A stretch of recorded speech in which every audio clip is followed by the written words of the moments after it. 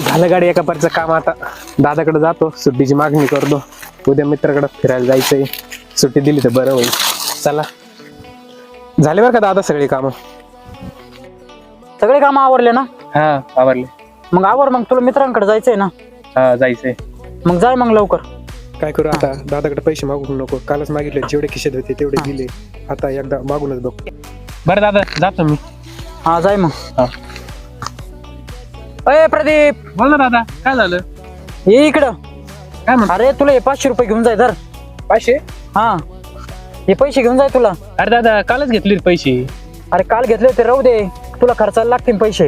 मी केलं तर काय केलं असतं काहीतरी ऍडजस्ट. कुठून ऍडजस्ट करणार आहे तू? राहू दे तुला. बरं तुझा मोठा भाऊ आहे मी, तुला राहू दे. खर्चाला पैसे लागत राहते बाहेर गेल्यानंतर. चल.